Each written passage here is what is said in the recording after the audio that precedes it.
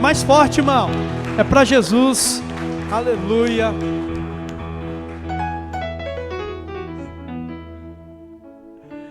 Glória a Deus. Boa noite, meus irmãos. Que a paz e a graça do nosso Senhor esteja com você. Amém? É uma alegria poder estar aqui. Eu amo estar na presença de Deus. E amo mais ainda estarmos todos juntos na presença de Deus. Amém? Todo o tempo nós podemos estar na presença de Deus, mas nós não podemos estar todo o tempo juntos na presença de Deus, amém? Por isso que eu creio que Davi, em um dos seus salmos, escreveu: alegrei-me quando me disseram, vamos à casa do Senhor, não é verdade? E ali ele não fala só da presença de Deus, mas também da presença dos irmãos, amém? Ter Deus é bom, mas ter Deus com os irmãos é melhor ainda, amém? Vamos orar ao Senhor para Ele falar conosco nessa noite. Amém? Feche seus olhos. Curva a sua cabeça. Senhor, mais uma vez nós agradecemos ao Senhor por este privilégio e por essa oportunidade que temos de estarmos aqui juntos na Tua presença, Senhor. Pai, porque sabemos quando juntos nos reunimos diante do Senhor, a Tua presença ela se manifesta de forma diferente em nossas vidas. O Senhor bem diz que onde estiver 2 ou 3 reunidos em Teu nome, ali o Senhor está presente. Pai, e hoje o principal motivo de estarmos mais uma vez aqui neste lugar é o Teu nome, é a Tua presença, é a nossa fé, a nossa esperança e o nosso amor no Senhor. Senhor, obrigado por este grande privilégio de sermos Teus. Obrigado porque o Senhor nos comprou e pagou por nós um alto e bom preço, e nós nos sentimos privilegiados, Pai, porque sabemos o valor que alguém dá a algo está ligado ao quanto ele está disposto a pagar, e o Senhor pagou um valor impagável, dando a vida de Jesus para nos ter como Teus filhos. Obrigado, Senhor. Que amor maravilhoso é esse que o Senhor tem por nós. Pai, nós queremos retribuir isso ao Senhor, vivendo de forma digna, vivendo, Senhor, de forma que glorifiquemos o Teu nome. Por isso, Senhor, nos ensine, Senhor, como igreja, como família, como pessoas, a viver uma vida que de fato glorifique o Teu nome, Senhor. E através da mensagem que pregaremos hoje, Senhor, nos ensine isso, Senhor. É o que nós Te pedimos, em nome de Jesus Cristo. Amém. Graças a Deus. Amém, gente? Dê uma forte salva de palmas ao Senhor. Aleluia. Pode sentar no seu lugar, fica à vontade. Irmãos, antes de nós partirmos para a mensagem, eu quero dar um aviso para os irmãos. Nós já congregamos aqui neste prédio fazem aproximadamente 13 anos, não é? Eu, agora em janeiro, vai fazer 10 anos que eu sou pastor de vocês, e eu me considero um homem honrado por isso, amém? Mas os donos desse prédio colocaram esse prédio à venda, não é? E eles pediram nada mais, nada menos do que 1.800.000 para vender esse prédio aqui, não é? Nós fizemos uma proposta ousada para eles e eles não aceitaram a proposta. Então nós vamos ter que nos mudar daqui. Nós estamos vendo isso há alguns meses, não é? Nós temos um prédio próprio aqui no Xaxim, dá quase 5 quilômetros daqui. Quem mora lá no Xaxim, lá pro lado do Xaxim? Amém, tem uns irmãos que moram pro lado do Xaxim ali, o pastor Marquinhos também, esqueceu onde ele mora, não é? O irmão está tão arrebatado pela unção de Deus que ele esqueceu onde é que ele mora. Então, meus irmãos, conversando aqui com os líderes, conversando com a nossa liderança nacional, não é? Nós chegamos à conclusão que o mais viável para nós hoje é nos organizarmos para nos mudarmos para o prédio da ICB Xaxim, não é? É um prédio um pouco menor, uma estrutura um pouco menor, mas nós estaremos livres do aluguel, não é? Nós pagamos aqui hoje aproximadamente R$5.000 de aluguel. não é um aluguel caro, se a gente comparar o valor aí dos imóveis em volta, né? Nós pesquisamos, até porque o desejo do meu coração era a gente continuar aqui, nesse bairro aqui, mas, só para você ter uma ideia, na rua da frente aqui, ó, tem um prédio que ele tem de área exatamente o tamanho aqui da nave da igreja, né? Mas não tem o restante, né? Não tem a sala kids, não tem depósito lá em cima, não tem nada. Só que essa área aqui está dividida em 2 andares, não é? E um valor de aluguel de aproximadamente R$10.000, 9.000 alguma coisa, não é? Um prédio com a área total que a gente tem aqui na região, nós não conseguimos por menos de R$15.000, não é? Infelizmente, isso supera a entrada total que nós temos hoje aqui, mensal, somando entre dízimo e ofertas, né? A nossa igreja não arrecada R$15.000 por mês, não é? Nossa igreja agora deve estar arrecadando aproximadamente uns R$10.000 por mês, então ia superar, né, bastante a nossa condição de manter aqui. O bom de nós irmos para lá é que nós poderemos investir, não é? Em vez de pagar aluguel, nós poderemos investir lá, né? Nós já estamos reformando o prédio, não vamos conseguir reformar o prédio, terminar a reforma antes de ir para lá, a gente vai ter que ir para lá e vamos continuar lá a reforma. Então, o nosso projeto é a gente mudar no final, na última semana de dezembro ou na 1ª de janeiro, e eu creio que em torno de 3 ou 4 meses, nós conseguiremos deixar o prédio lá, né, na condição que a gente precisa para ficar um lugar bonito e aconchegante para nós, não é? Podemos cultuar o Senhor e fazer o que nós fazemos como igreja dentro do prédio, dentro do templo, não é? E a partir daí, né, isso pela metade, já para junho de 2023, o ano que vem, nós faremos um projeto para a construção de um novo prédio ali, não é? Então nós vamos contratar um engenheiro. Eu já estive olhando na prefeitura, dá para a gente fazer um prédio bem maior, de 2 andares, maior do que o que está ali hoje, um prédio que vai ter uma capacidade de público praticamente do dobro dessa que nós temos aqui, não é? Então vamos fazer esse projeto e vamos, a partir aí, né, daí começar aos poucos a construção, né? Entendeu? Então, conforme a gente tiver a condição financeira, que vai sobrar, né? Porque a gente né, não vai estar pagando mais aluguel aqui, não é?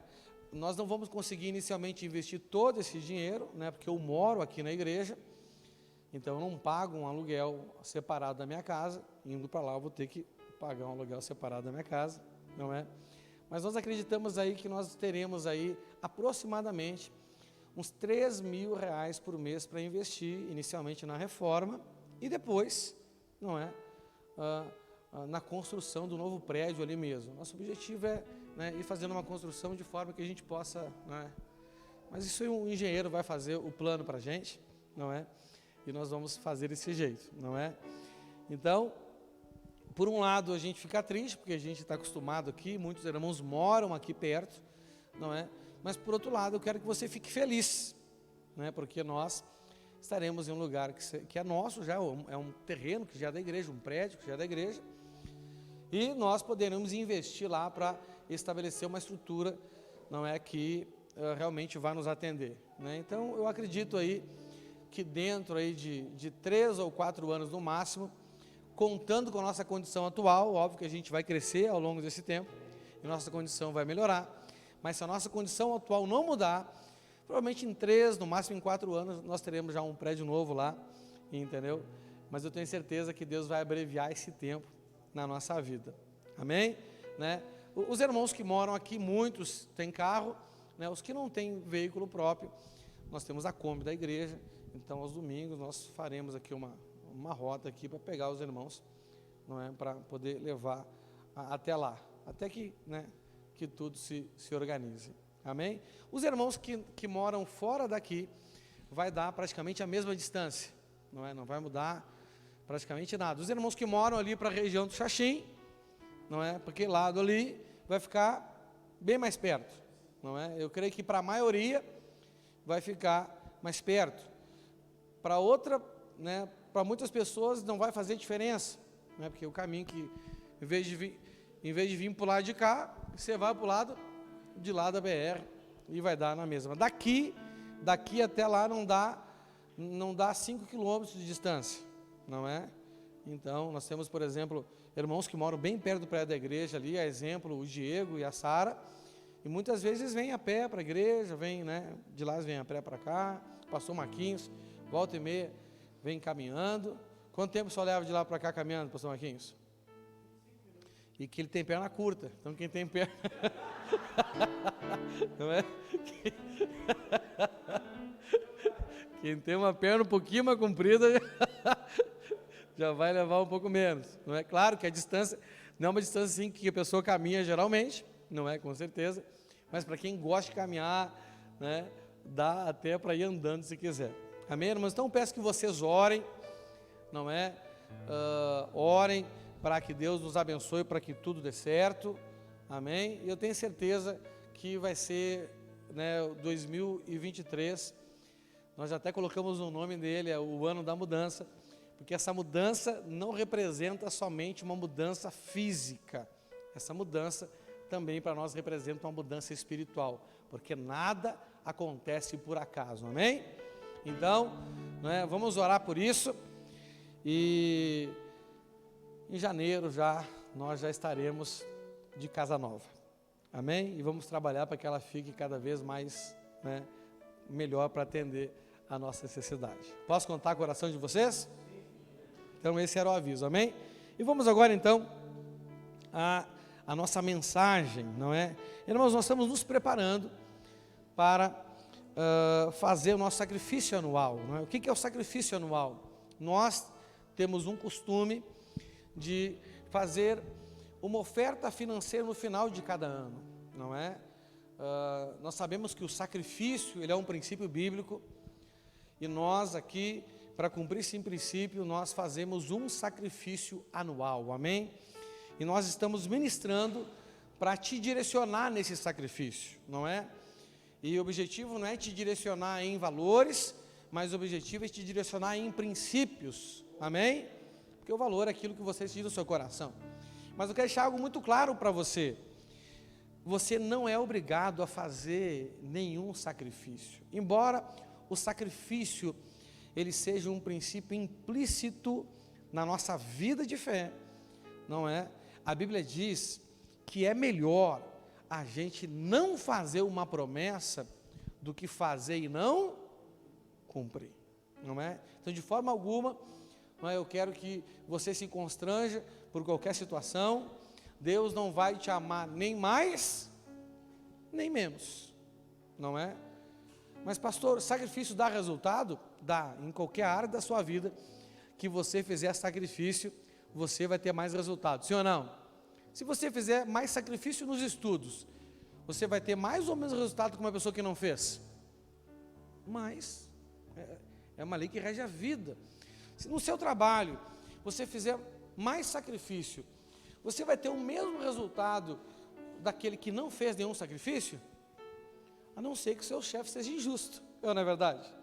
Mas o nosso Deus não é injusto, amém? E óbvio, não é? Que se você fizer sacrifícios na sua vida de fé, com certeza, não é? Você vai ter do Senhor coisas que aquele que não faz sacrifício vai ter, não é? Mas isso não tem nada a ver com o amor de Deus. Deus, Ele ama a todos, sim ou não?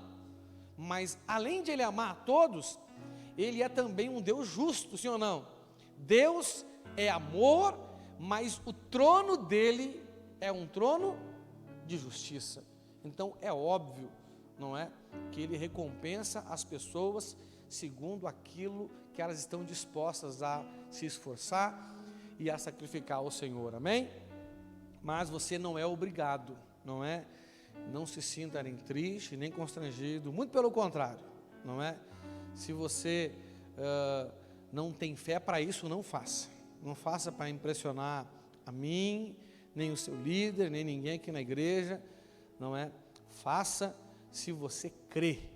E se você crê e quer fazer, essa mensagem ela serve para te ajudar, para te direcionar em fazer um sacrifício que Deus aceite, amém? Mas mesmo para você, que você não vai fazer uma oferta financeira de sacrifício, não é só dinheiro que a gente sacrifica. Os princípios que eu estou pregando aqui, eles servem para qualquer tipo de sacrifício que você for fazer para Deus, para a sua família ou na sua vida profissional. Porque a Bíblia, ela nos apresenta leis que regem a existência do ser humano na Terra e no universo. Aí você vai perguntar para mim assim, pastor, o senhor sabe se tem vida em outro planeta? Eu falei, não sei, mas se tiver, as leis da Bíblia, elas valem lá também. Porque a Bíblia diz que o Senhor é o Criador dos céus e da terra e de tudo aquilo que neles há. Amém? Então, o tema que nós estamos ministrando é sacrifício de amor à casa de Deus. Estamos usando como texto base 1 Crônicas 29, 3. 1 Crônicas 29, 3. Amém? Eu vou ler na NTLH e diz assim: mas, além de todos os preparativos que fiz para o templo, dei também prata e ouro que me pertencem, pois amo o templo do meu Deus. Repita comigo o final desse versículo, fala assim, ó, pois amo o templo do meu Deus. Amém? Irmãos, na primeira aliança, o templo dos judeus, lá em Jerusalém, assim como antes dele, o tabernáculo de Davi, e assim como antes dele, o tabernáculo de Moisés, aonde ficava guardado a arca da aliança, que representava a presença de Deus, né, era o que representava a presença de Deus no meio do povo.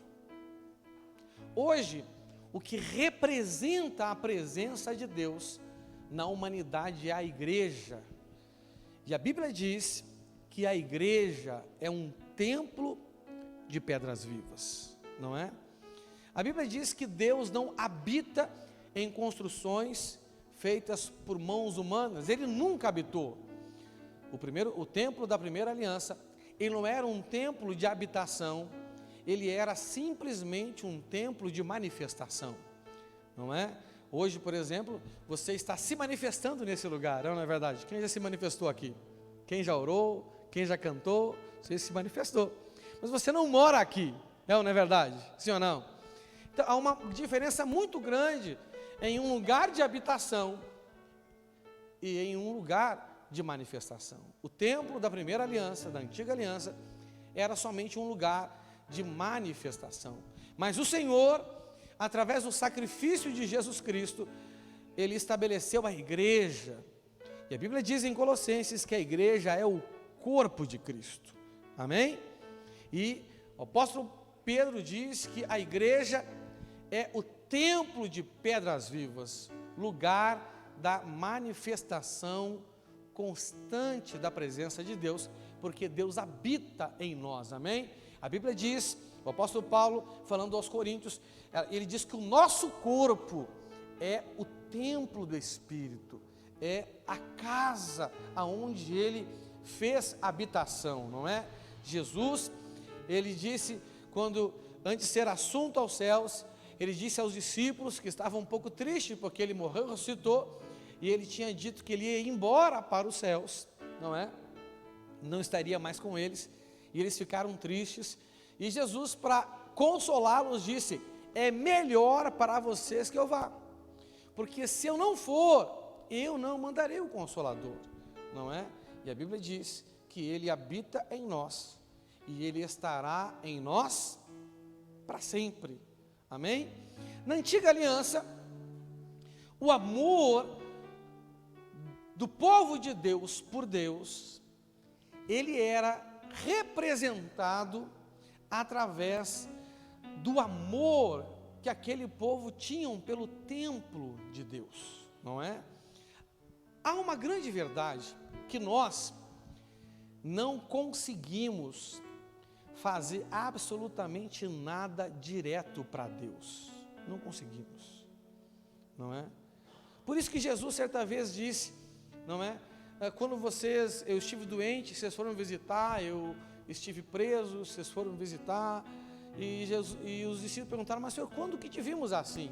E ele disse, todas as vezes que vocês fizerem isso a um desses pequeninos, representando as pessoas que ele ama, ele disse, vocês fizeram a mim, não é? O apóstolo Paulo nos orienta a tudo que a gente faz, a gente deve fazer como que se estivesse fazendo diretamente para o Senhor, até porque o verdadeiro Senhor que nós servimos é o Senhor, é o nosso Deus. Então nós não conseguimos fazer nada diretamente para o Senhor, até porque o Senhor não precisa absolutamente de nada, nem de mim, nem de você, não é? Mas o Senhor, Ele diz que o nosso amor por Ele se expressa quando nós amamos o próximo. E a Bíblia diz que quem ama o Pai, ama também os filhos, não é verdade? Não é? E a igreja é aqueles que decidem exercer o direito de se tornarem filhos de Deus. É lá no Evangelho de João, no capítulo 1, versículo 12.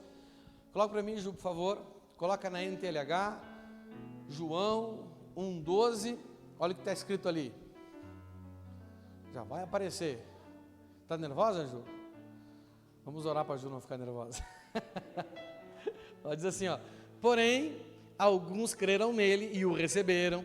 E a estes ele deu o direito de se tornarem filhos de Deus. Não é? Então, muitas pessoas dizem que quando você crê em Jesus e recebe Ele na sua vida como seu Senhor e Salvador, você imediatamente se torna filho de Deus. Infelizmente isso é uma coisa que é muito pregada, mas não é a verdade. A Bíblia diz aqui que Ele dá o quê? Direito, não é? Em outras traduções fala poder. A palavra no grego é exousia, fala assim, exousia. O que significa isso? Liberdade de escolher. Liberdade de escolha. A partir do momento que você reconhece Jesus na sua vida como seu Senhor, Ele dá o primeiro nível de libertação que Ele dá para o ser humano. Ele te dá a oportunidade, Ele te dá uma liberdade de escolher, não ser mais escravo do pecado. A Bíblia diz que quem peca é escravo do pecado. Ele te dá a liberdade de você decidir não mais ser filho do diabo. Como assim, pastor? A Bíblia diz que o diabo, ele é o pai da mentira. Amém? Aí você pode falar assim, mas pastor, mas eu não minto. Mas entenda uma coisa, se você não crê na verdade, você crê na mentira. Você pode até não mentir, na intenção de mentir, mas quando nós cremos na mentira, nós nos tornamos filhos do diabo. Essa é a grande realidade, não é? E quando nós não cremos na palavra de Deus, nós não cremos na verdade. Quando nós duvidamos da palavra de Deus, nós duvidamos da verdade. E quando deixamos de crer na verdade, automaticamente passaremos a crer em mentiras. Quando a gente passa a duvidar da verdade, automaticamente nós não duvidaremos da mentira e damos acesso ao pai da mentira na vida da gente. Então nós temos esse direito, nós temos esse poder, nós temos essa condição, essa libertação agora de poder decidir vivemos como filhos de Deus. O mesmo João, em uma das suas cartas, ele dá uma característica de quem é filho de Deus e de quem não é filho de Deus. Ele diz que o filho sempre está com a família, mas o escravo nem sempre está com a família. E que família é essa que ele está falando? A igreja. É ou não é verdade? Sim ou não? A igreja é a noiva do Senhor. A igreja é o corpo de Cristo. A igreja é o templo de pedras vivas.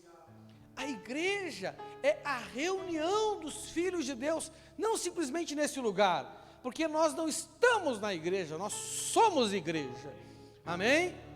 Não é? Nós somos igreja, nós somos a igreja do Deus vivo. Quando eu digo que eu sou igreja, eu estou dizendo que eu sou a noiva dele. Eu estou dizendo que eu sou filho dele. Eu estou dizendo que eu sou o templo onde ele habita. Eu estou dizendo que eu sou o corpo pelo meio do qual ele se move para fazer a obra que ele quer fazer nessa terra. Será que Deus ele tem se movido através da sua vida para fazer o que ele quer nessa terra? Se sim, você é corpo dele. Você está entendendo? E isso é maravilhoso, não é? Então, eu exerço esse direito, eu exerço esse poder, quando eu decido assumir as minhas responsabilidades na família do meu pai. Quando eu decido servir e ser parte do corpo dele. Não é? Como é que o meu espírito se manifesta? Como é que a minha alma se manifesta? Como é que o seu espírito se manifesta nessa terra? Como é que a sua alma se manifesta nessa terra? Não é? Você que é pai, você que é mãe, você que é esposa, marido, você que é amigo, você que é filho, você que ama alguém. Como que a sua alma expressa esse sentimento para as outras pessoas? Através do seu corpo, sim ou não? O nosso corpo é o meio pelo qual nós nos expressamos no mundo natural. E assim é o corpo de Cristo. O meio pelo qual ele se expressa no mundo natural. Amém? Para fazer o que ele quiser fazer, para fazer milagres, não é? E assim então, como na primeira aliança, o amor daquele povo por Deus era medido pelo zelo, pelo cuidado que eles tinham pelo templo físico naquela época. Não é verdade? Se você lê, por exemplo, Levíticos, você vai ver quantos rituais, quantas coisas eles tinham que fazer para cuidar do templo de Deus. E se você prestar atenção, você vai ver o zelo que eles tinham por aquilo, não é?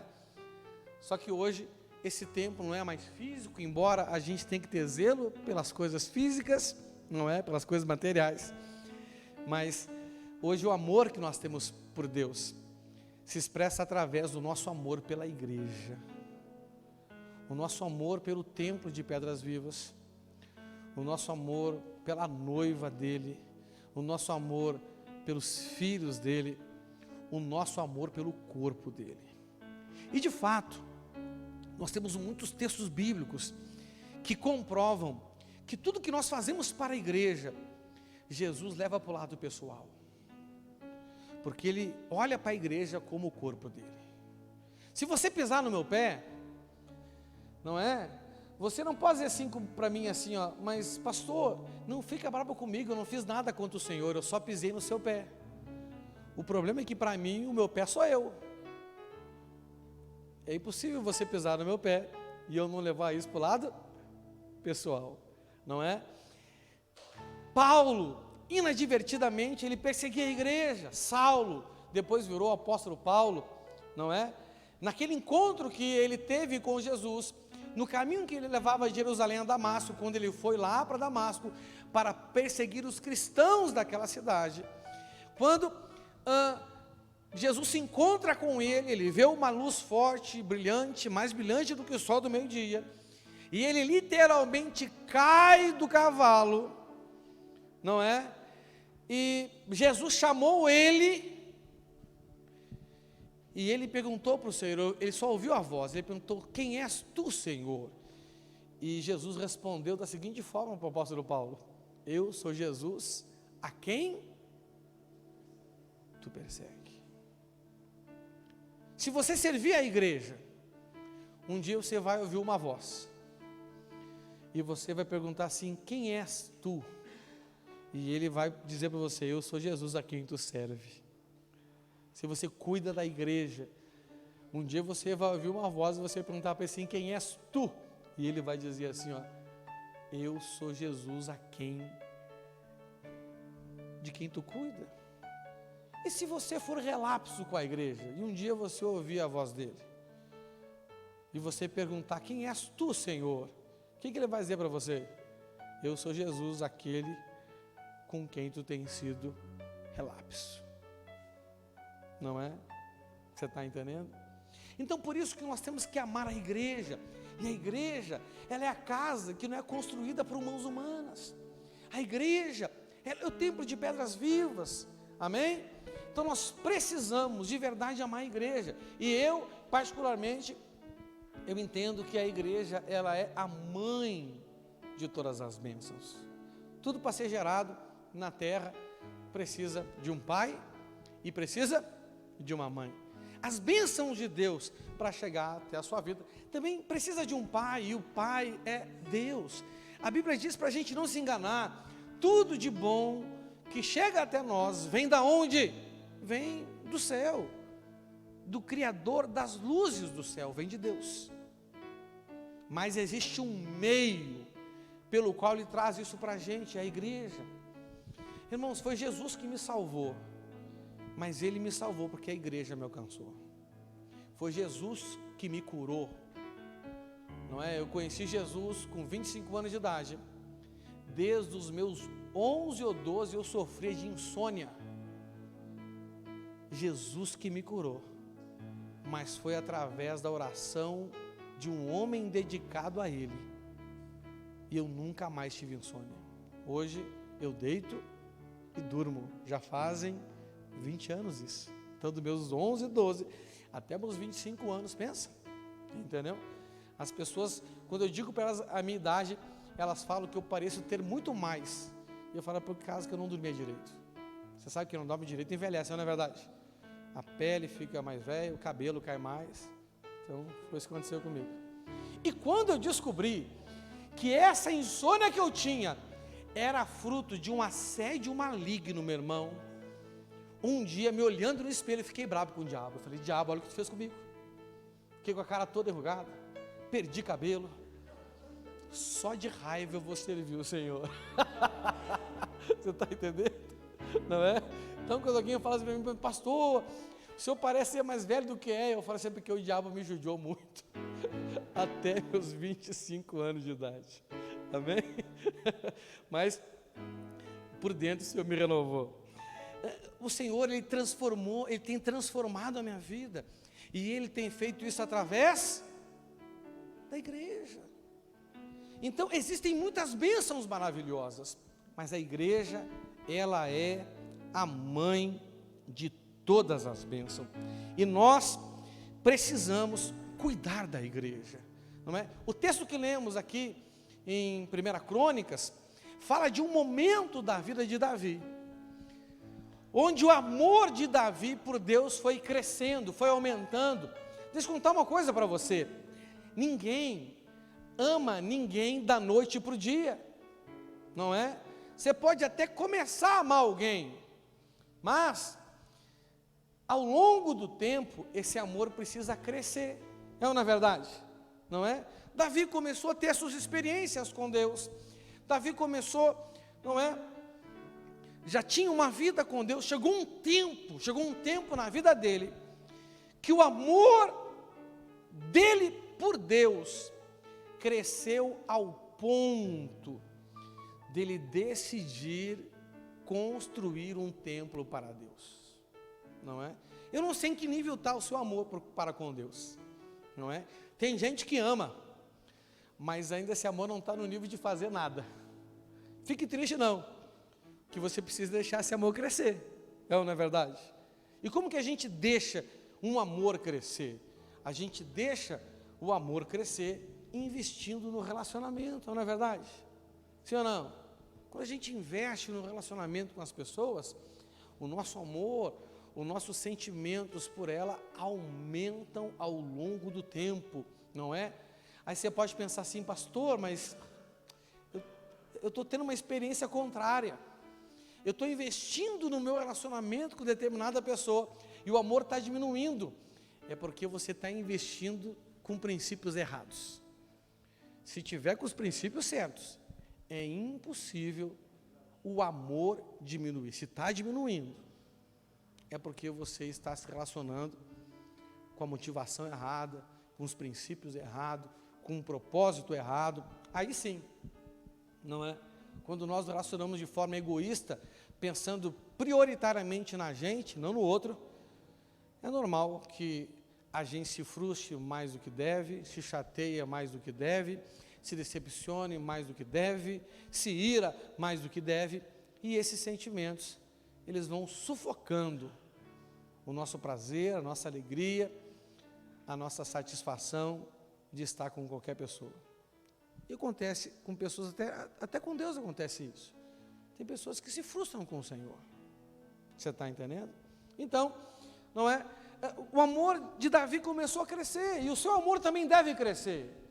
Como que a gente mede o nosso amor? Por aquilo que nós estamos dispostos a fazer, não é? Você tem que pensar na sua mente, o que você sabe que você tem que fazer para Deus? No meu caso, eu sei de muita coisa. Mas de tudo isso que você sabe, o quanto você já consegue fazer para Deus? Digamos que você saiba, hoje, dentro do seu conhecimento, dentro do nível de revelação que você vive, que você tem que fazer 10 coisas para Deus. Mas você faz só 2. Como é que está seu nível de amor por Deus? Está alto ou está baixo? Está baixo, não é? Agora existe uma coisa muito importante nisso. A Bíblia diz que nem olhos viram, nem ouvidos ouviram, não subiu ao coração do homem aquilo que Deus tem preparado para aqueles que o amam. Eu já preguei uma mensagem aqui, e o título dessa mensagem foi o desafio de amar a Deus. Deus ama todo mundo. Mas o que vai determinar de fato o que Ele vai poder fazer por você, é o quanto você ama Ele. E isso não é injustiça. Não. Quando a gente traz isso para a prática diária, isso acontece até entre pai e filho. Quantas vezes eu aconselhando pais e mães, e eles falam para mim assim, pastor, eu faria de tudo para o meu filho e para minha filha não estar nessa situação. Eles até podem fazer, mas porque o filho ou a filha não o amou ao ponto de ouvi-los, mesmo podendo, eles não conseguem fazer nada. Essa é uma grande verdade. Com Deus não é diferente. Porque o nível que você ama é o nível que você vai obedecê-lo. O nível que você o ama é o nível que você vai honrá-lo. O nível que você o ama é o nível que você vai servi-lo. O nível que você o ama é o nível que você vai sacrificar para obedecer à vontade dEle e para agradar Ele. E é segundo o seu amor que Ele vai fazer infinitamente mais do que você pode pedir ou imaginar. Amém? Então nós precisamos de fato amar a igreja do Senhor, porque a igreja ela é a mãe de todas as bênçãos, né? Então Davi chegou um tempo na vida dele, onde o amor de Davi foi crescendo ao ponto dele decidir construir um templo para Deus. O apóstolo Pedro, ele diz que Jesus é a pedra viva, e ele diz que nós precisamos nos achegar a Cristo, que é a pedra viva. E ele diz ainda que nós precisamos nos tornar como Ele. Precisamos também ser uma pedra viva e deixar que Ele nos use na construção de um templo espiritual, aonde nós serviremos como sacerdotes, a fim de que possamos oferecer sacrifícios que Deus aceite. O apóstolo Paulo, em Efésios 4:12, diz assim, ele fez isso para preparar o povo de Deus para o serviço cristão, a fim de construir o corpo de Cristo, a igreja, o templo de Pedras Vivas. E nesse texto que nós vemos aqui, em 1 Crônicas, nós vemos aqui 3 coisas importantes que nós precisamos ter para sermos trabalhadores que vão edificar um templo para Deus. Amém? A igreja, ela está em edificação. E nós vemos ali 3 coisas. Primeiro é esforço. Davi, ele diz que ele usou todo o esforço para ter à disposição os recursos que ele precisava para fazer isso. 1 Crônicas 29:2 diz assim, para construir o templo do meu Deus, preparei com todo o esforço. Então nós precisamos empenhar todo o esforço. Me diz uma coisa, tem como você empenhar todo o seu esforço para algo sem sacrificar alguma coisa? Impossível, não é? E segunda coisa que nós vemos ali, temos que ter generosidade, não é? Por quê? Porque se nós fizermos a lista da quantidade de materiais que eles prepararam para fazer o templo para Deus, e, por exemplo, Davi, nesse templo já tinha construído o palácio dele. Aí você olha o tanto de coisa que ele usou para o palácio dele, e o tanto de coisa que ele usou para o templo de Deus, você vai ver que o volume é muito maior. Então nós vemos a generosidade. Como que nós medimos a generosidade de alguém? Quando ela tem mais alegria em fazer para os outros do que fazer para si mesmo, não é? Eu acho que toda mulher deveria casar com um homem generoso. Nem toda mulher escolhe um homem generoso, né, pastor Marquinhos? Elas dão azar, né? Pastor Raquel teve sorte? Teve. Olha aí, pensa. O bom é que ela não está aqui para contestar hoje. Não é? Luciano, o Rude é um homem generoso? É generoso. Quando que nós vemos que um homem é generoso? Não é? Quando ele dá muito mais para sua esposa do que para si mesmo. Não é verdade? Quando ele dá muito mais para os seus filhos do que para si mesmo. Não é verdade? A generosidade. Não é? Tem pessoas que não são generosas. Elas até dão, mas dão se está sobrando. Dão se não usam mais. Dão se não querem mais. O nome disso não é generosidade, o nome disso é descarte. Fala assim, descarte. E descartar não tem nada a ver com ser generoso. É ou não é verdade? Não é? Então nós vemos que Davi, ele se empenhou muito mais para construir o templo do Senhor do que para construir o templo da casa dele. Por exemplo, a casa dele, as paredes não eram revestidas nem com ouro nem com prata, mas ele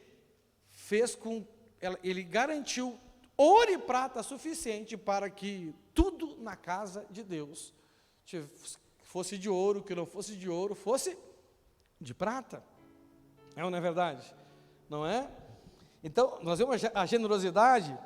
E o terceiro que nós vemos aqui é a voluntariedade. Quando nós lemos lá no versículo 5, 1 Crônicas 29:5, diz assim, e para todos os objetos que os artesãos vão fazer, agora, quem está disposto a dar oferta ao Senhor Deus por vontade própria? Não é porque Deus pediu, não é porque alguém pediu. Se você ler o texto da história do templo, você vai ver Deus dizer assim, mas eu nunca pedi para ninguém construir um templo para mim. Tem gente, eu já vi gente lendo esse texto, inclusive pregador, dizendo assim, Deus não queria que o templo fosse feito. Não, nós não temos base bíblica nenhuma. Deus só disse que Ele não pediu. Quem já recebeu algo que não pediu? Você ficou feliz ou ficou triste? Ser imagem e semelhança de Deus. Então nós podemos medir em muitos aspectos a reação de Deus pela nossa reação. Não porque Ele é parecido com a gente, é porque a gente é parecido com Ele. Amém?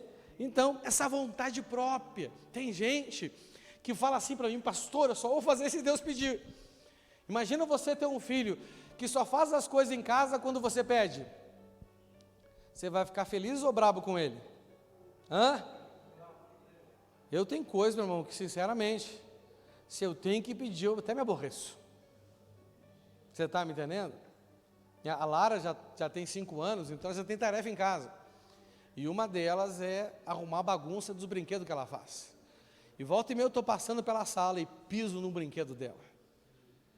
Aí eu olho para a cara dela assim: Lara, o que eu já te falei? Precisa eu pedir? Porque não precisa mais, não é verdade? Não é? Então tem gente que usa esse argumento aí como um sinônimo de obediência, mas na verdade, isso é um sinônimo de desconsideração. Um filho que só faz o que o pai pede é um filho que desconsidera a autoridade do pai. Quem respeita mesmo, faz sem precisar pedir. Não é verdade? Então, são 3 características muito importantes. E o que nós temos?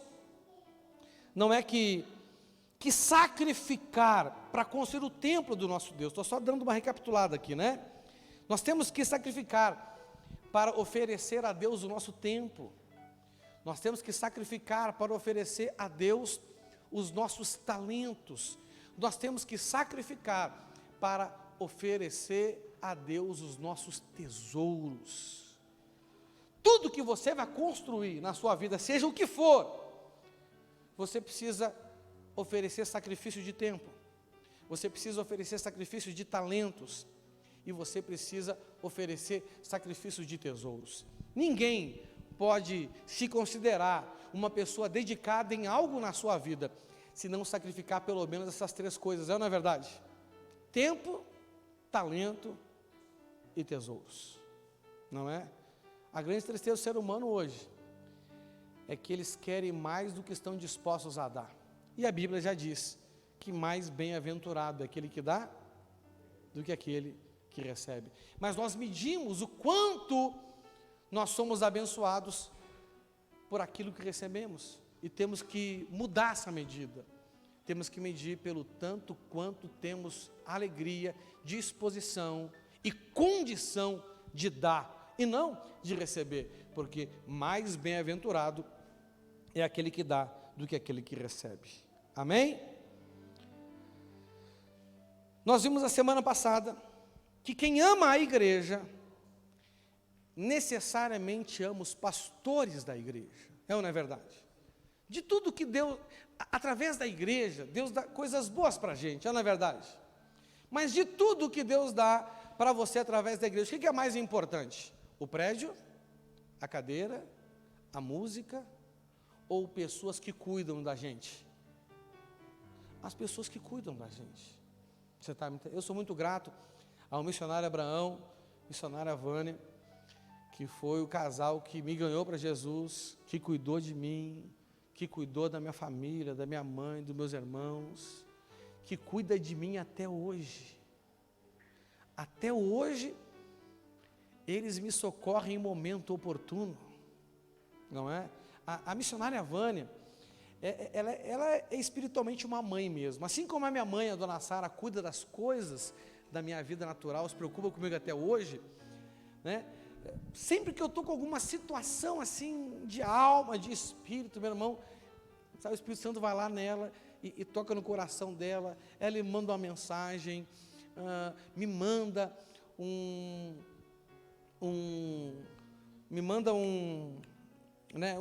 me liga, me manda um áudio. Eu me lembro uma vez, há um tempo atrás, né, o meu dom é ensinar, e um tempo atrás eu estava com um conflito interno, sobre aquilo que eu deveria ensinar ou não para a igreja. A gente fica, né? Quem tem dom aí, quem tem dom de de profecia sabe, né? Deus dá uma palavra para você falar para alguém, você fica naquela, ai, falo, não falo, e a coragem agora, e se não for de Deus, né? Alguém já passou por isso? Pois é, eu também fico, dentro do dom que Deus me deu.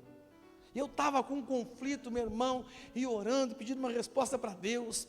Daqui a pouco eu recebo uma mensagem escrita da missionária Vânia, minha mãe na fé. E ela falou um monte de coisa ali que Deus colocou no coração dela. Mas uma das coisas que ela falou foi assim, ó: pregue a mensagem que Deus te deu para pregar sem medo. Eu falei, aleluia. Só que ninguém sabia disso. Nem minha esposa.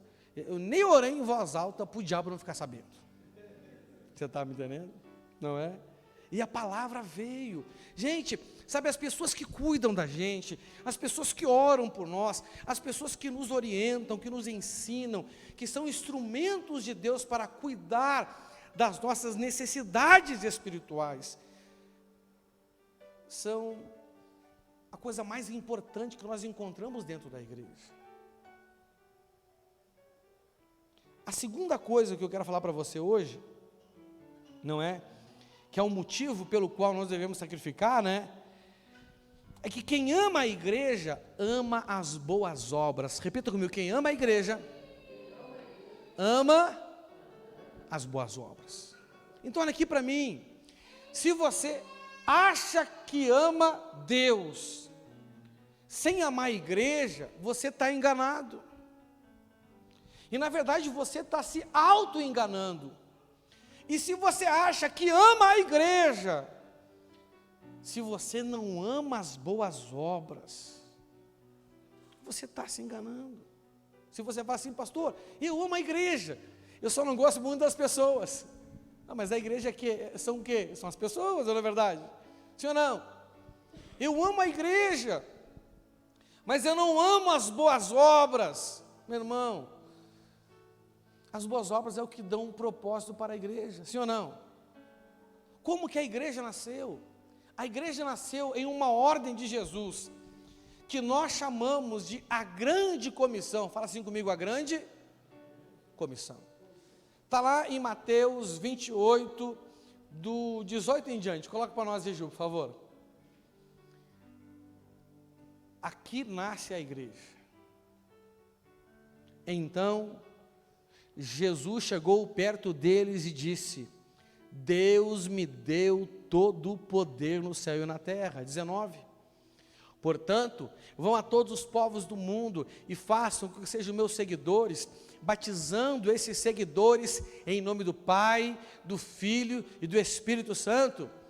E no 20, vem a promessa mais fantástica, bíblica, na minha opinião. E ensinando-os a obedecer a tudo que tenho ordenado a vocês. E lembrem disto, eu estou com vocês todos os dias, até o fim dos tempos. Essa é a grande comissão. Foi esse mandamento que deu origem à igreja. E aqueles que se unem para cumprir esse mandamento, porque creem que Jesus é o seu Senhor, estes são chamados de igreja. E é nestes que o Espírito Santo vem morar todos os dias na vida deles, até a consumação dos tempos. Então quem ama a igreja, necessariamente precisa amar as boas obras. Então o segundo motivo pelo qual você deve fazer sacrifícios, tanto de tempo, como de talento, como de tesouros, são os bens materiais, não é? É para as boas obras. A gente sacrifica por causa dos nossos líderes e pastores, a gente sacrifica também por causa das boas obras. Lá em 2 Coríntios, no capítulo 9, no versículo 8,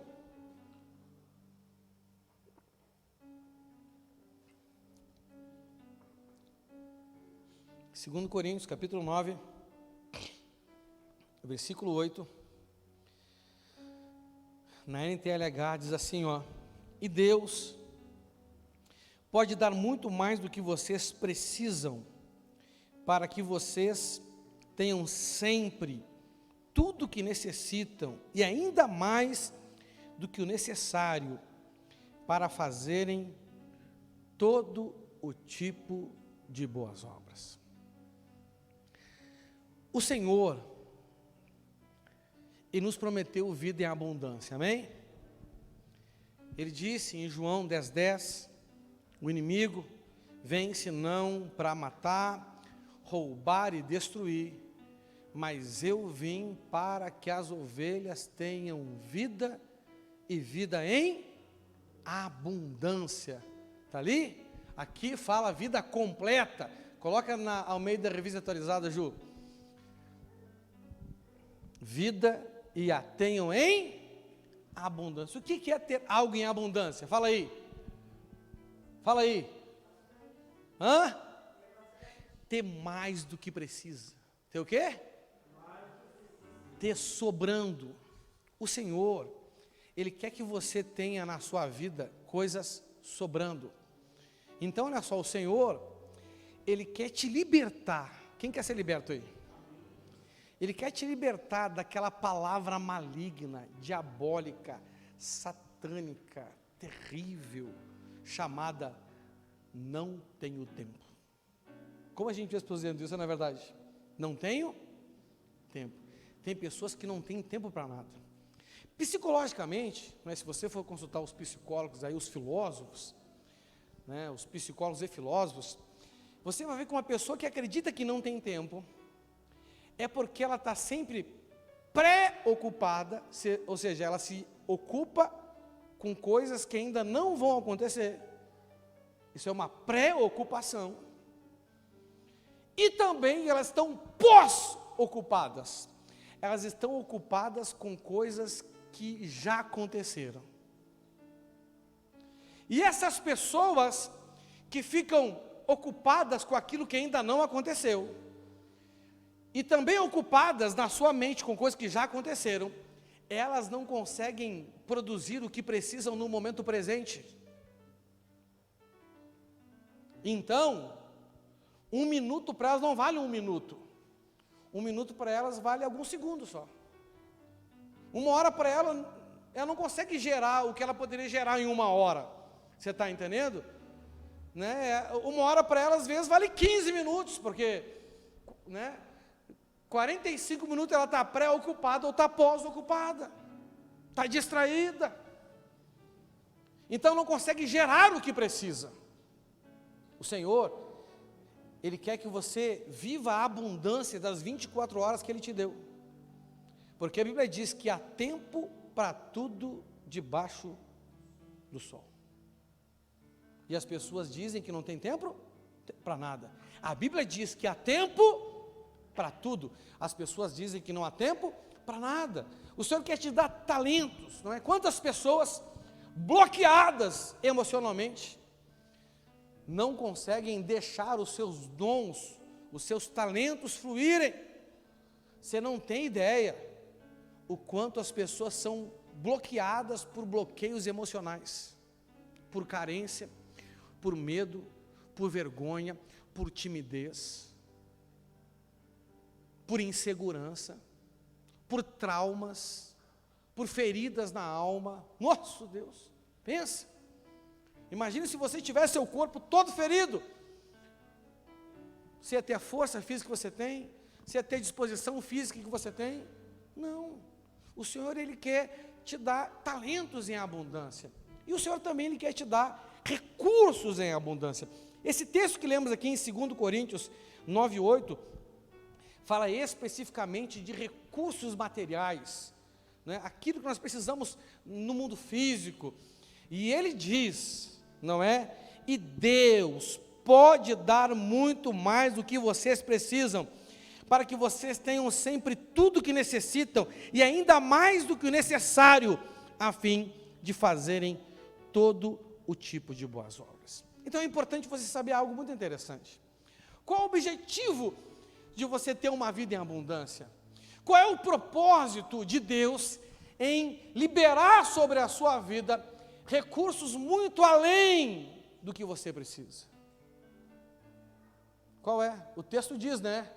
Fala assim, ó, repita comigo: para fazer todo tipo de boas obras.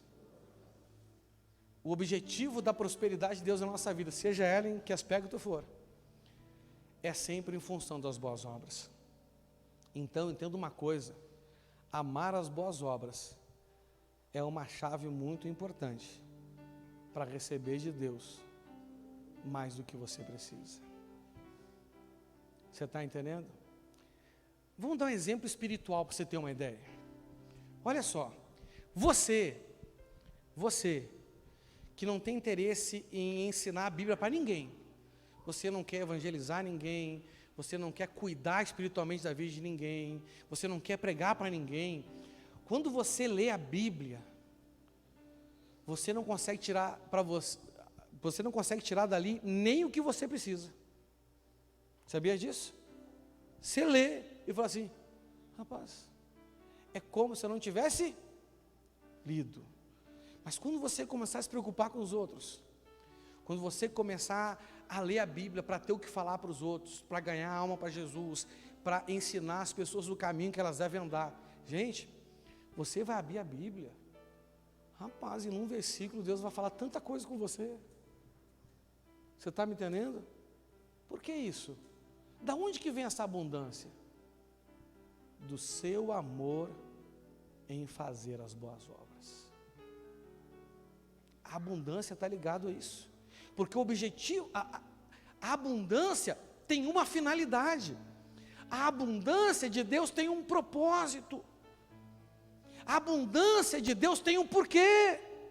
E esse porquê é para fazerem todo tipo de boas obras.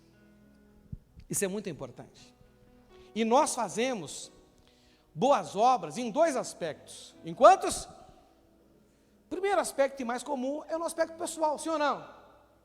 Cada um de nós, cada um dos que creem no Senhor Jesus Cristo, nós temos que fazer boas obras. É nossa obrigação, é nossa responsabilidade fazer boas obras. Você está entendendo? Não é? Então, a gente tem que investir, por exemplo, o nosso dinheiro em fazer boas obras. Não é verdade? Ajudar o seu próximo, a exemplo da parábola do bom samaritano. Quem lembra da parábola do bom samaritano? Ali foi uma boa obra que um homem, um indivíduo resolveu fazer. Ele viu alguém doente, ele viu alguém ferido, que foi assaltado, e ele fez algo, não é verdade? Nós também temos essa responsabilidade. Quando você vê o irmão passando uma necessidade, precisando de alguma coisa, e você pode ajudar, você precisa ajudar, você deve ajudar. A Bíblia diz que peca, faz o quê?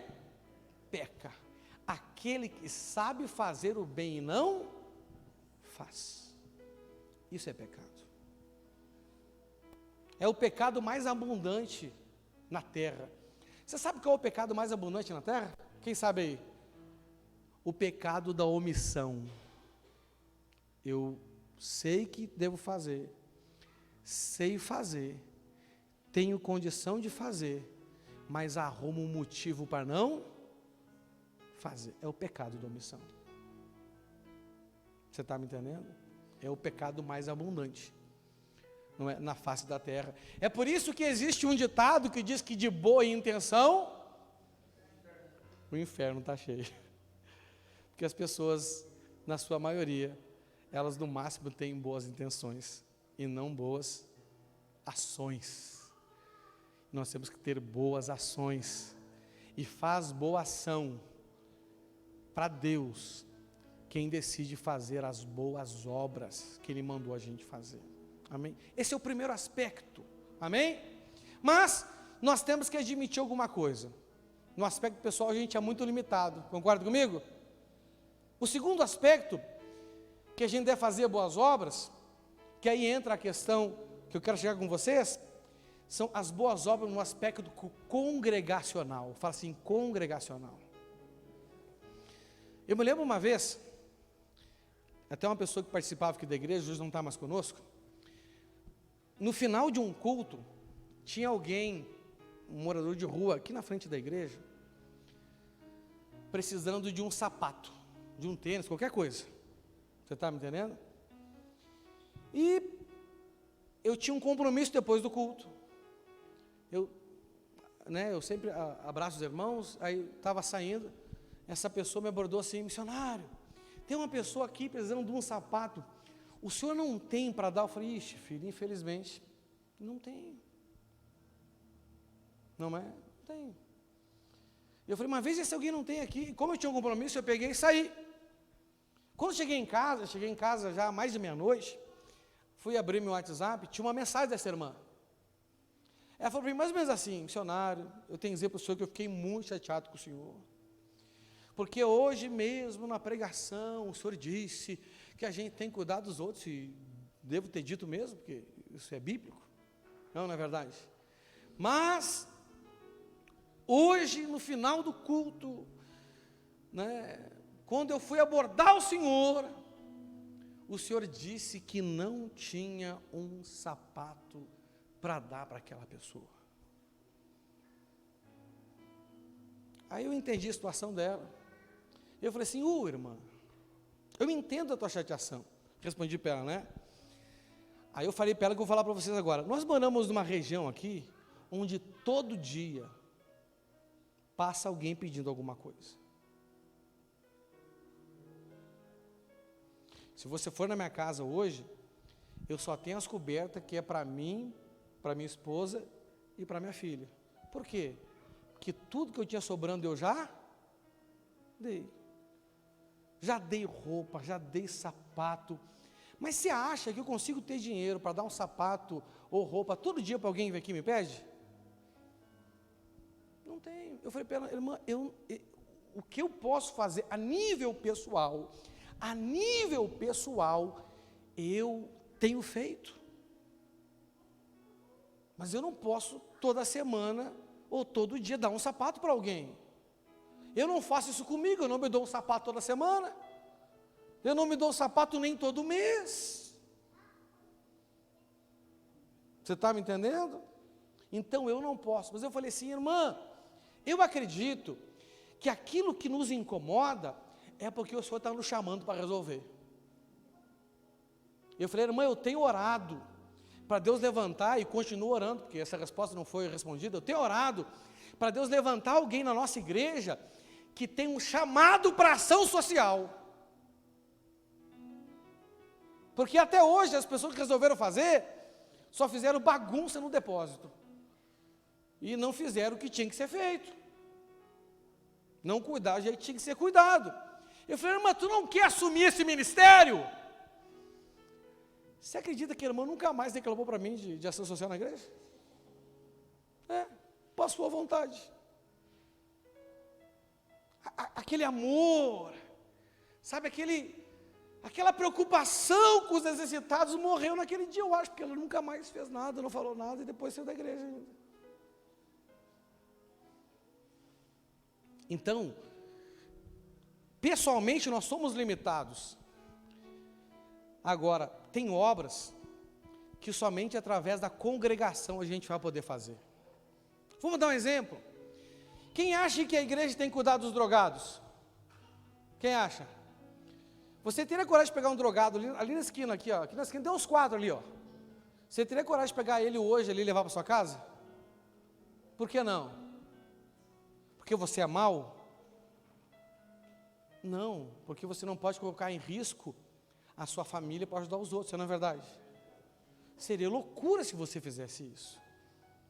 Mas como igreja nós não podemos, por exemplo, comprar uma chácara, construir um centro de recuperação. Podemos ou não podemos? Podemos.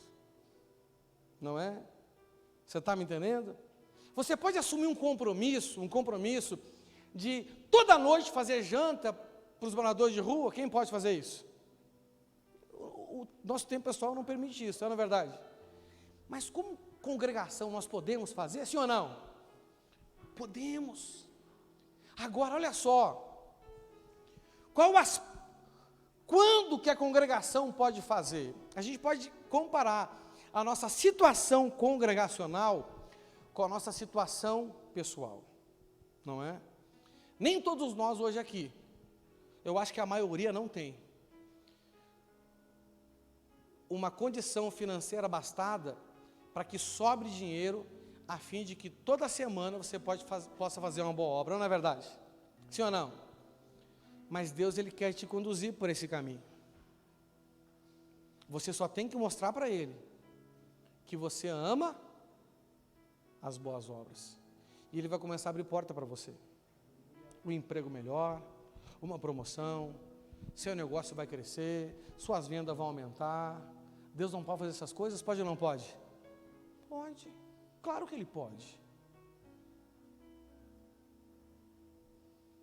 Né? E a Bíblia diz ali, no versículo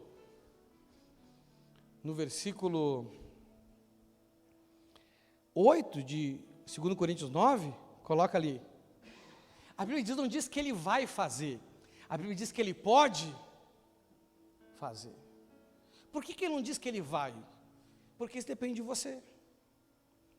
Você tem que acreditar que Ele pode. E que se você fizer o que tem que fazer, Ele faz. Você está entendendo? Aí você começa a fazer boas obras. Mas como que a gente mostra para Deus, ou para qualquer pessoa, que a gente tem compromisso com algo? A gente só começa a fazer aquilo depois que tem o suficiente, ou começa fazendo mesmo quando não temos o suficiente? Começa fazendo mesmo quando a gente não tem o suficiente. Você está me entendendo? Inclusive, isso é um princípio bíblico. Quem é fiel no pouco, sobre o muito vai ser colocado.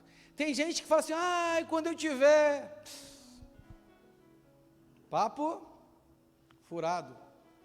História para boi dormir. Porque quem ama, faz mesmo quando não tem a condição ideal para fazer, ou não é verdade? Sim ou não? Você viu aquela pessoa que quer casar, pastor Marquinhos? Ela fala assim, eu só caso depois que eu tiver formado, depois que eu comprar a casa, tiver casa mobiliada. Você já viu essa pessoa? Geralmente ela não ama tanto, porque se ela amasse mesmo, irmão, casado uma vez, meu irmão, pois a gente resolve o que tem que resolver. Não é verdade? Não é? Que quem ama tem pressa, sim ou não? Não é? Quem ama tem pressa. Eu me lembro quando eu estava cortejando com a Leia, e era noivo dela, a gente não via a hora de casar. Eu me lembro que a oração que eu mais fazia, Jesus, eu preciso casar. Jesus, eu preciso casar. Jesus, eu preciso casar. Jesus, eu preciso casar. Eu quase fiz que nem Ana, dá-me um casamento, senão eu morro. Não, foi Raquel. Só Raquel olhou assim, dá-me filho, senão eu morro. Tem gente, não é, que eu aconselho começar a fazer essa oração. E eu fiz, e deu certo. Não é? Essa pressa, a Bíblia, ela fala do anseio que a igreja como noiva tem que ter pela vinda do noivo, e diz, e o Espírito e a noiva dizem, vem, não espere, diz o quê? Vem. Então, quem ama de verdade, meu irmão, não espera a condição ideal, faz do jeito que pode, porque quem é fiel no pouco, sobre o muito vai ser colocado. A igreja também é assim. Olha aqui para mim, a igreja, como uma pessoa, ela só pode fazer boas obras, de verdade, de forma significativa, quando começa a sobrar. Antes de sobrar, você até faz para mostrar que ama, mas não consegue fazer grandes coisas, não é verdade? Sim ou não? É a oferta da viúva pobre. Pastor, só tenho isso, fazer o quê? Não é? Meu irmão, qualquer quantidade ajuda, não faz aquela grande diferença, mas ajudar, ajuda, mas não dá para dizer que é significativo, não é verdade? A igreja também, não é? Irmãos, olha só, nós precisamos sonhar com o dia que essa congregação vai conseguir ter um centro de recuperação para homens, para mulheres, para menino de rua, para menina de rua. O dia que essa congregação tiver um ministério, não é? Para visitar presídio, ministério para visitar hospitais, nós podemos sonhar com isso, não é verdade? Sim ou não? Mas para isso, nós temos que querer que essa igreja, ela tenha mais do que ela precisa. mais do que ela precisa. A questão que muito crente tem que ser liberto. Ah, pastor, se precisa, eu dou. Se não precisa, eu não dou. Sabe o que você está fazendo? Você está colocando, você está estabelecendo a forma que Deus vai fazer com você. Que o mesmo peso que a gente mede, a gente vai ser medido. Se você é assim com o corpo dele, não, se precisa, eu dou. Se não precisa, eu não dou. Ele olha para você, o que ele vai dizer para você? Se eu achar que você precisa, eu dou. Se eu achar que você não precisa, eu não dou. E Deus faz assim, porque Ele diz que é assim que Ele trata a gente. Deus te ama, mas quem determina o peso com que Ele vai te medir é você mesmo. E você determina esse peso quando você decide o peso que você mede as pessoas, quando você decide o peso que você mede a igreja dele. Nós temos que sonhar. Sabe uma coisa que eu tenho visto ao longo do tempo? A igreja, uma igreja pequena que nem a nossa, é uma igreja que basicamente paga os seus custos. Faz o quê? Paga os seus custos. Uma igreja, para ela começar a ter sobra de condição financeira para fazer boas obras, é uma igreja que tem que partir de 200 membros para cima. Menos de 100, ela mal paga os seus custos. De 100 a 200 membros, ela paga tranquilamente os seus custos. De 200 para cima, ela começa a ter sobra. Qualquer congregação, qualquer igreja, ela começa a ter sobra para fazer boas obras. É só investir bem o dinheiro, é só não crescer o olho e querer gastar tudo que entra para ter coisa que não é preciso. Você está me entendendo? Assim como acontece na casa da gente, isso também pode acontecer na igreja. A gente só tem que ter esse cuidado. Amém? Mas o que eu tenho visto ao longo da igreja? Quando a igreja começa a crescer, e o diabo é o nosso inimigo, ele quer impedir que a igreja faça boas obras, porque quando a igreja chega nesse nível de ter abundância para fazer boas obras, ela se torna muito mais relevante na sociedade do que ela é. E o diabo não quer que a igreja seja relevante. O que ela faz? O que o diabo começa a colocar na cabeça de algumas pessoas? Pois é, né? A igreja não está fazendo, a igreja não está fazendo, a igreja não está fazendo. E o que essas pessoas acabam fazendo? Muitas vezes dividindo a igreja, espalhando insatisfação no meio da igreja. E a igreja, quando está chegando numa condição de fazer, ela diminui. E as pessoas não entendem isso. Não é? Deixa eu dizer uma coisa para você. O diabo, ele trabalha na dúvida, amém? Como é que ele lançou uma semente no coração de Eva? Depois que ele colocou uma dúvida. A dúvida é a brecha que o diabo precisa para lançar uma semente maligna na sua vida. A certeza, a fé, é a brecha que Deus precisa para lançar uma semente na sua vida. Se você tem alguma desconfiança financeira com essa igreja aqui, seja ela qual for, você pode perguntar para o nosso tesoureiro, que é o Kio. Você pode pedir para ele assim: ô Kio, quanto é que entra na igreja aí? E quanto que o missionário ganha? Quanto vocês gastam com aluguel? Quanto vocês gastam com isso? Quanto vocês gastam com aquilo? Mostra para mim aí. Eu quero ver se você acha que a gente gasta desnecessariamente. Pode fazer. Qualquer um. Geralmente eu dou esse privilégio só para os dizimistas. Mas hoje eu quero dar para todo mundo. Mas desde que você queira informação, para ter certeza, para que você possa fazer parte desse crescimento. Não só para você ficar sabendo. Irmãos, olha só. O mínimo que você pode fazer para ajudar essa igreja a ter mais do que ela precisa, mais do que a gente precisa para pagar aluguel, para pagar água, para pagar luz, internet, copo, papel higiênico, som, e corda de violão, e cabo, e o que mais? E pele de bateria, e microfone, e púlpito, e arrumar cadeira, e material de limpeza, mais do que a gente precisa. O mínimo que você pode ajudar essa igreja, isso é o mínimo, amém? É sendo dizimista e ofertante. Isso é o mínimo. Se você é batizado e não faz isso, você não ama as boas obras. Isso é o mínimo. É o mínimo. É que nem um filho começa a trabalhar. Pô, tem que pagar pelo menos uma conta, não é verdade? Porque a gente dá para ele, geralmente é mais barata. É ou não é? Por quê? Porque isso é o mínimo. A questão não é se precisa. A questão é que você tem que ensinar seu filho a ser responsável. Se você deixar o seu filho pagar a conta só depois que casar, ele vai sofrer. Você está me entendendo? É ou não é verdade? Ontem a gente fez o casamento aqui, do Augusto e da Bruninha, e o Augusto falou assim: missionário, eu estou nervoso. Eu falei: filho, se tu está assim, porque vai casar, imagina quando começar a chegar os boletos. Aí tu vai ver o que é ficar nervoso.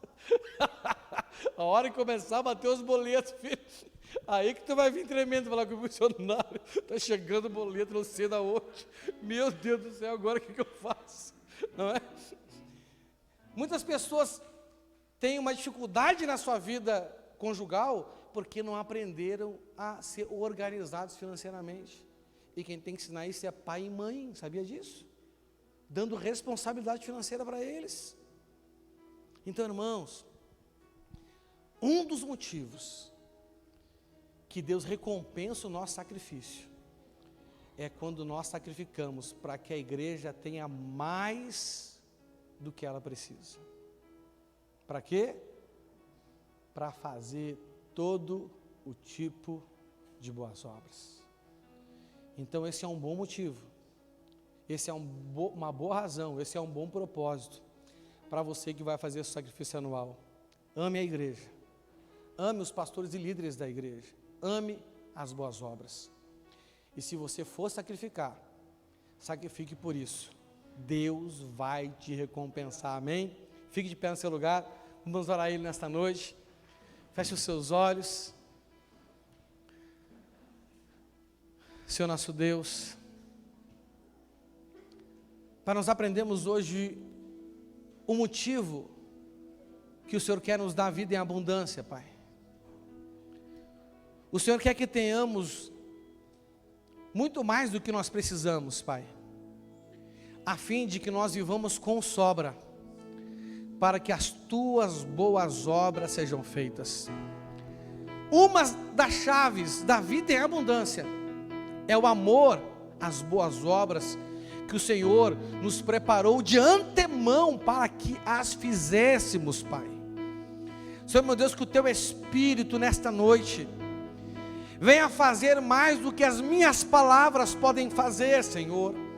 E que o Teu Espírito, ó Pai, venha, Senhor, usar a Tua palavra como uma espada afiada dos dois lados, fazendo com que ela penetre no mais profundo da alma desta pessoa, Pai. Para que esta palavra, Senhor, se torne uma revelação do Senhor dentro dela, e que ela possa começar a mudar a mentalidade, a forma de ver, a forma de entender, a forma de crer, Senhor, para que o Senhor possa levar ela a essa condição de vida em abundância, Senhor. Nos ajude, Senhor, nos ensine, Senhor, a sacrificar pela Tua obra, Senhor, é o que nós te pedimos em nome de Jesus. Por enquanto que toca essa canção, faça uma oração sua a Deus, faça uma aliança com Deus. Você que ainda não é dizimista e ofertante, decida a partir de hoje, você que vai fazer o seu sacrifício esse ano, decida isso diante do Senhor. Oh, aleluia. O Teu amor está ganhando forma. O Teu amor está ganhando forma em mim. Oh, aleluia. Obrigado, Senhor. O teu amor está ganhando forma. Oh, O aleluia. teu amor está ganhando forma. O teu amor está ganhando forma em mim.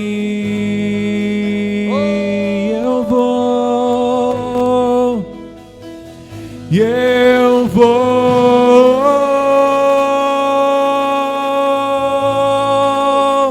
me esvaziar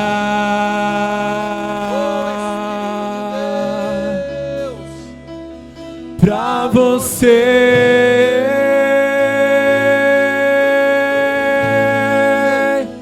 tudo em mim ganhar. Eu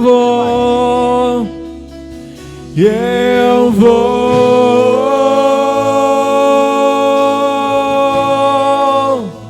me esvaziar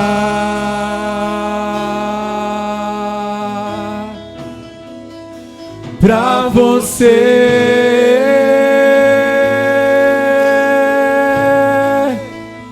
tudo em mim ganhar. O teu amor, o teu amor está ganhando forma. O teu amor está ganhando forma. O teu amor está ganhando forma em mim. O teu amor,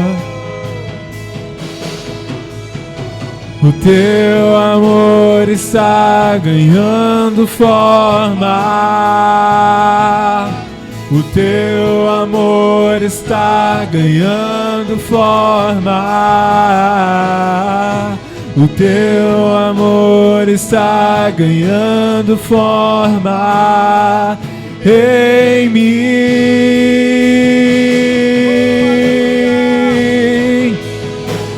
Eu vou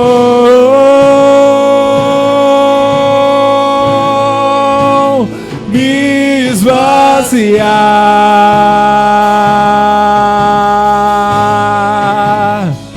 pra você,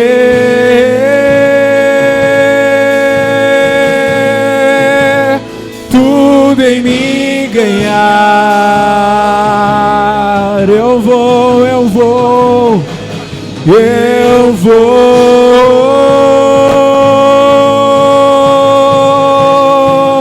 me esvaziar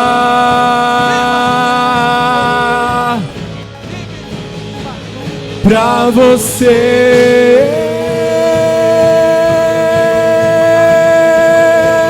tudo em mim ganhar. O teu amor, o teu amor está ganhando forma. O teu amor está ganhando forma. O teu amor está ganhando forma em mim.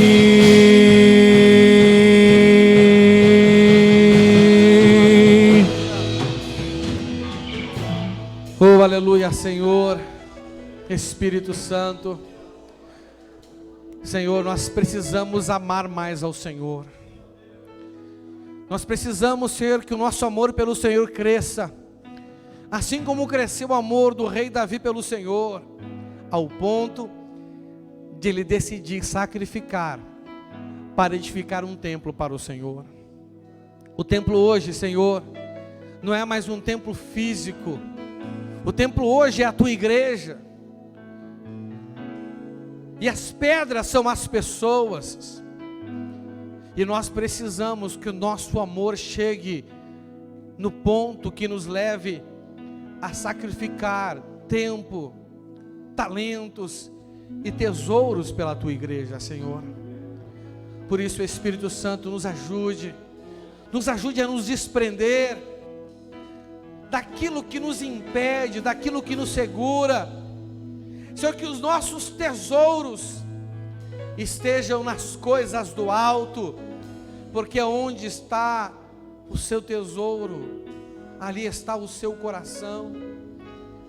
E onde está o nosso coração, nós não temos limite para tempo, não temos limite para talentos, não temos limite para tesouros, Senhor. Por isso ajude-nos, Senhor, gere em nós o crescimento do amor pelo Senhor. É o que nós te pedimos em nome de Jesus Cristo, aleluia.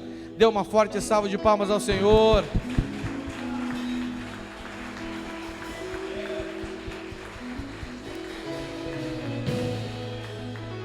Amém, meus irmãos? Semana que vem nós falaremos do terceiro motivo pelo qual nós devemos sacrificar por amor à casa de Deus. Amém? Deus te abençoe. Não sabe se nos dá um abraço.